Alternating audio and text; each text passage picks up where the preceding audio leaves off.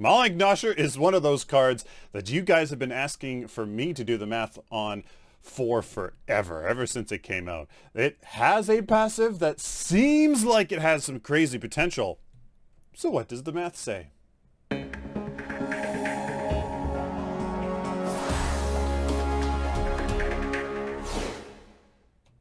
Amazon is the tried and true way of shopping for anything you need or want at the lowest prices. Support the channel at no cost to you by doing your Amazon shopping through the link in the video description.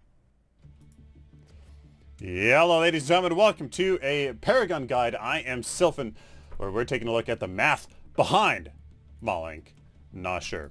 Essentially guys, the TLDR is, it does increasing damage the more you land ability hits, or apparently on some cards and stuff, simply deal ability damage. Now, what does all this math say? That if you stick around, I will prove it to you. Basically, it's highly dependent on the ability to hit an enemy frequently. Some heroes just not naturally able to do so. A team with high crowd control and or an enemy team that you're going up against without crowd control will generally increase Mallenk Gnasher's viability. Heroes such as Iggy, the Fae, Shinbi, and maybe even Gadget could definitely benefit from Gnasher in terms of profiting from Gnasher versus other cards. Not a lot of power though is needed to equal the overall effect of Mallenk Gnasher on a lot of other heroes. So for a lot of them, I would say probably don't bother. Mallenk Gnasher has profit potential on Iggy, definitely. The Fae, absolutely, for her great poke, and Shinbi, with Gadget being a maybe. For other heroes, simply adding power along with other great effects would achieve the same effect without the situational nature of Mallenk Gnasher. Essentially, it's a tremendous card for Iggy, for the long-range poke of Fae, and for Shinbi's entire kit. That was the TLDR, ladies and gentlemen. What is the mathematical proofs, some of the assumptions that we use to come up with this behind it, and what's a general guide for the card? So if you guys don't know, it's a 13 intellect growth card. Very interesting. There's not very many cards like that in the growth affinity that gives you 19 power, 140 mana, and 80 mana regen. That's some good stats for a 13-point card, especially in the more utility part, 140 mana and 80 mana regen. That's kind of meant to emphasize its passive, which is called ramping spells. Ability hits on enemy heroes increase your damage against that hero by 4% for 10 seconds, can stack 8 times. The important part of this is that it's all damage. Some people may think that it's only spell damage, it's only ability damage, but it's also basic damage. Increase your damage, overall damage against that hero by 4% for 10 seconds, can stack 8 times. So yes, it has some potential, absolutely, to increase basic damage, even basic damage from basic damage abilities, if you know what I mean. There is potential in there to kind of be good on any hero. Now, the very first math that we got to do is, what does that damage increase look like per ability hit? Really quite simple. 1 through 8 ability stacks. You gain 4, 8, 12, 16, 20, 24, 30, 22, and 32% increased damage. My goodness, your abilities, your damage, any damage, is going to be 32% higher. If you can get there, which is the big if in this scenario, 32% increase on heroes like the Fae, you're able to be super accurate with the Harvest Nettles. Just keep on pummeling your enemies with Harvest Nettles, something to increase the stacks here. That's insane. It affects everything. Wow. Now, hopefully this isn't too hard to see. Definitely pause this video and look closely as to see what's going on here. Essentially what I've done is I've gone through all of the abilities on heroes I suppose you could or should use Mallenk Gnasher on, and I put their damage with some fair assumptions. We're here level 15, so all of our abilities are max level, with the power from Mallenk Gnasher on it, with some fair assumptions in here, and I calculated what the damage would be. Then I went and did that damage through Mallenk Gnasher's different levels of stacks. So what does a Countess's Feast do with a plus 4%, plus 8%, plus 12, plus 16, etc., etc.? So for example, Countess here, well, you know, she would, you're likely going to Shadow Slip into a Blade Sylphin into a Dark Tide, meaning that Dark Tide would be at 8%. Your Shadow Slip for 4, or your Shadow Slip to proc the 4. The 4 is affected on your Blade Sylphin, making that 8%. Then your Dark Tide comes in with 547 damage, followed by a Feast here being at 12% at 799 damage, up from 713. So there you can see a little bit of a benefit. Again, pause this video, take a closer look. We can scroll over here to the 32%, 942 if you can somehow get there with Countess. I don't think your cooldowns would even let you build that up that fast, but here are the numbers. You guys can pause it, take a look, because it's really quite compelling. I will go through Harvest Nettles on the Fae. Now what I did here was I actually incorporated the ability portion of it, and we're going to assume that this Harvest Nettles is the first one that you hit them from afar. The next ability, the next instance of Harvest Nettles has that 15% increase just from the ability plus Mallenk Gnasher. So this is kind of like you hit it once, twice, 3 times, 4 times, 5, 6, and then of course the ability portion of it caps out on your 5th hit, and then 450. So look at that. Your 5th hit of Harvest Nettles has basically doubled in damage. It's 450 for a Harvest Nettle, if of course you can land it on the same hero, etc., etc. It's insane. And look, if you can keep it going, 512 for a Harvest Nettle. Oh, the potential is there. Whether you can actually do that, though, I'll leave that up to you. Now, what we are looking at here is different scenarios with certain heroes I think you could use Mallenk Gnasher. Of course, it's not all the heroes, but some of them are here. So we're talking about Crunch. Interesting choice to put on Crunch, but we kind of want to run him as an ability carry, or just to deal monstrous damage. Here is the numbers. So basically we have his abilities in here. I've made up a rotation for him to kind of just go through the numbers, and this is just what I think maybe the ability rotation would be. Damage with Mallenk Gnasher, damage without Mallenk Gnasher, and then the delta, the difference in damage between having it and not having it.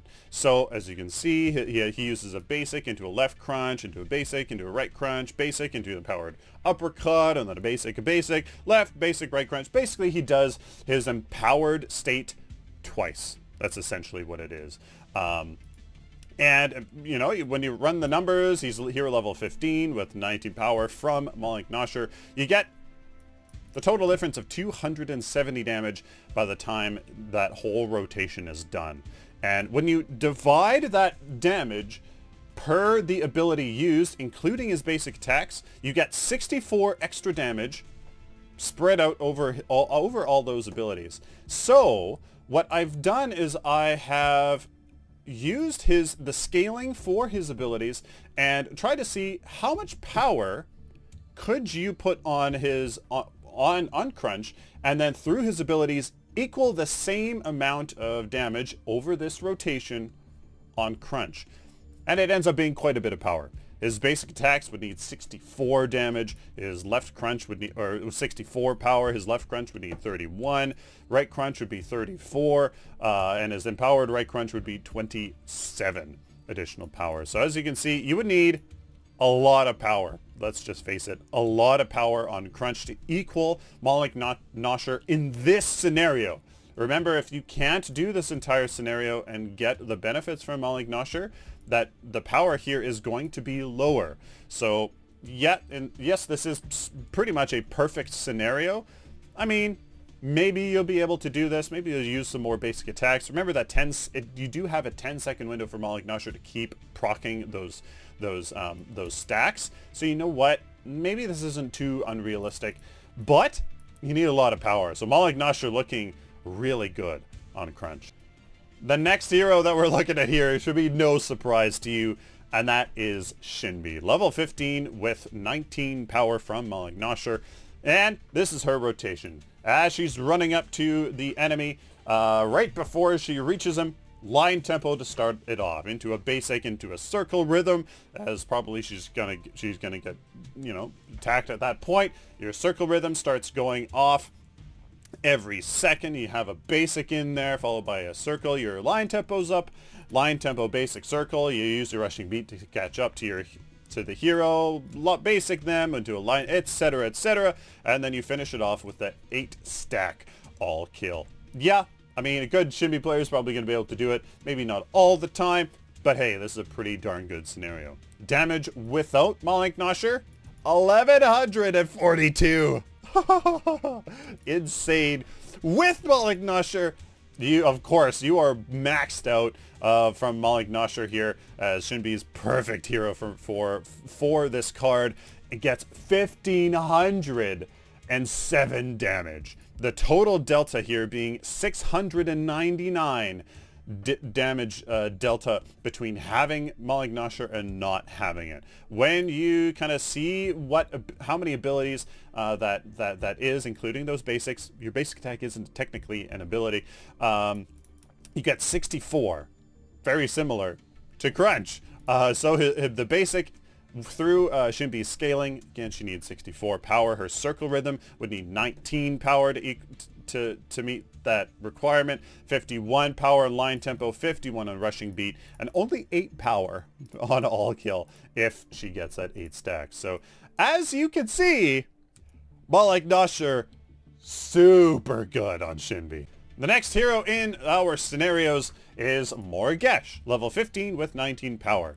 Apparently her hive procs Mallenk Gnasher. I've gotten a lot of requests to kind of do the numbers for that, so I was like, all right, let's do it. You start off with your mark into a hive, into some basic attacks, and then your hive, you have to include this here. If the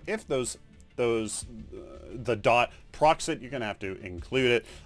It ticks at a very odd rate, 1.6 seconds. So here's the damage, and this is the rotation. It's a lot of basic attacks into some marks to finish it off with the curse. So as you can see, pretty good damage. Her curse, the mark really maxes out the hive really maxes out the passive from Mallenk Gnasher, so you get 735 damage curse with a total delta of 458 damage. So that's 42 damage per ability that she used. Remember, hive is only a one ability, you only use it once, and then it ticks.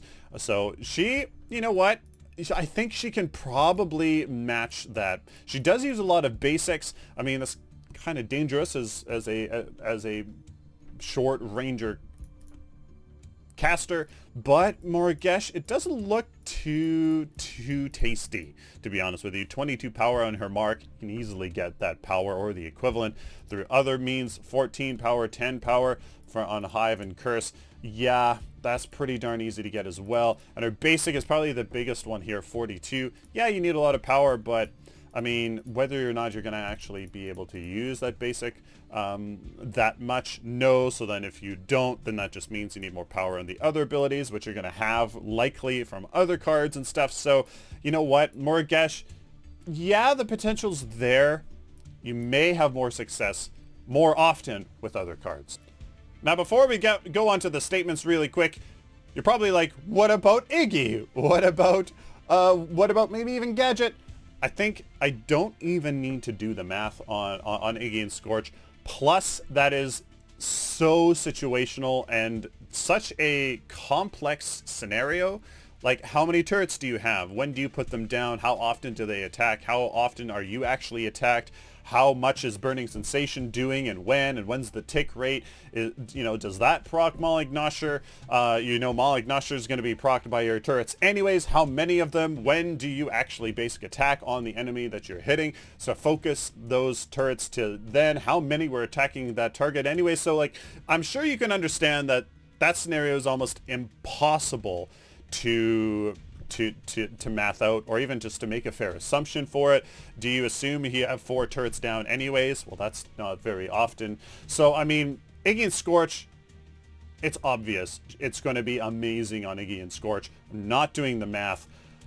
It's going to be fantastic. So with that said, what are some pretty much factual statements we can make about Mallenk Gnasher? Essentially, the viability is highly dependent on the ability to hit an enemy frequently. If you can't do it, if you're a long-range poke caster and you want to just spam the heck out of your Cosmic Rift or your R2000 missile, perhaps, but you know what? It's not really going to work that effectively when you compare it to other casters that can use the ability, their abilities a lot. A team with high crowd control to keep enemies in place, so that you can hit them over and over with abilities, and or an enemy team without crowd control, so that enables you to deal that damage because you're not crowd controlled and you're not just kind of immediately taken out, right? Will generally increase Mallenk Gnasher's viability. That's a pretty obvious statement. Heroes such as Iggy, again, I just explained that I'm not doing the math for that. I'm sure you could tell it's a no-brainer on Iggy. The Fae, as we've proven in Shinbi, yes, and maybe even Gadget from her Seek and Destroy, that procs it from her ult, that procs it from obviously the sticky mine that will proc it. Gadget, if you're really good with Seek and Destroy and kind of some good poke, and then your ultimate, it can definitely work on Gadget, could definitely benefit from Mallenk Gnasher. Not a lot of power is needed, however, to equal the overall effect of Mallenk Gnasher on a lot of other heroes because of their basics and how power works in their abilities. A lot of other heroes, you're probably most likely going to just get the same effect with other cards.